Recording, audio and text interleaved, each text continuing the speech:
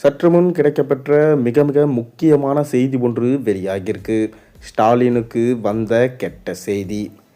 வரும் சட்டசபை தேர்தலில் கொளத்தூர் தொகுதியில் முதல்வர் ஸ்டாலின் அவர்களோட போட்டியிட்டா அவரை எதிர்த்து முன்னாள் அமைச்சர் வளர்மதியை நிறுத்தலாம் என அதிமுக பொதுச் செயலாளர் எடப்பாடி பழனிசாமி முடிவு செய்திருக்கிறதா சொல்லப்படுகிறது. அதாவது தமிழக சட்டசபையின் பதவிக்காலம் வரும் மே மாதம் முடிவரும். இதைத் தொடர்ந்து தமிழகத்தில் சட்டசபை தேர்தல் நடைபெறும். இந்த தேர்தல் அதிமுக, திமுக, பாஜக, பாமக, தேமுதிக, நாம் தமிழர், தபேகா உட்பட கட்சிகளுக்கு மிகவும் முக்கியமானதாக பார்க்கப்படுகிறது.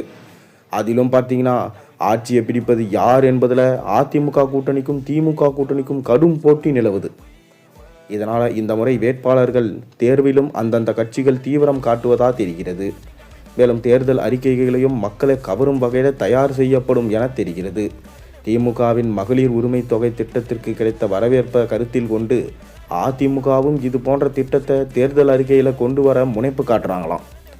இது தொடர்பாக எடப்பாடி பழனிசாமியோட நரேந்திர மோடி பேச்சுவார்த்தை நடத்தினாராம். அப்போது பெண்களுக்கு மாதம் 2500, தாலிக்கு தங்கம் உட்பட திட்டங்களை செயல்படுத்துமாறும் நிதியை பற்றி கவலைப்பட வேண்டாம் என்றும் அறிவுறுத்தினாராம். எனவே அதிமுகவுக்கு நிதி குறித்து கவலை இல்லை என்பதால் தேர்தல் அறிக்கையை எப்படி வேண்டுமானாலும் தயாரித்து கொள்ளலாம்.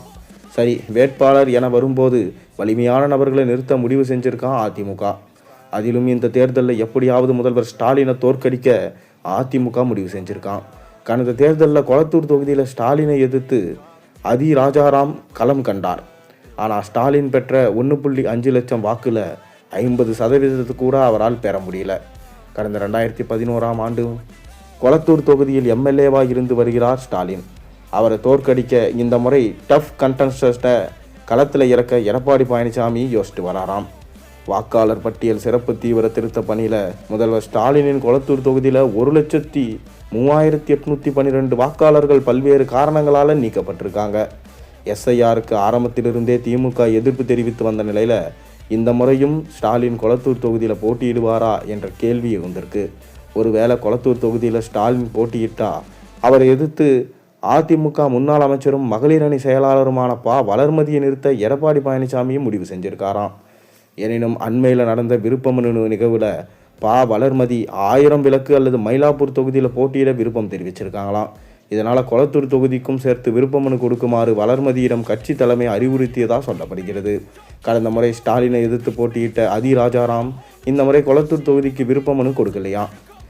வளர்மதி 1984ஆம் ஆண்டு நடந்த தமிழக சட்டசபை தேர்தலில் மயிலாப்பூர் சட்டசபை தேர்தலில் வென்றார். அதன் பின்னர் 2001ஆம் ஆண்டு ஆலந்தூர் தொகுதியில் போட்டியிட்டு வென்றார்.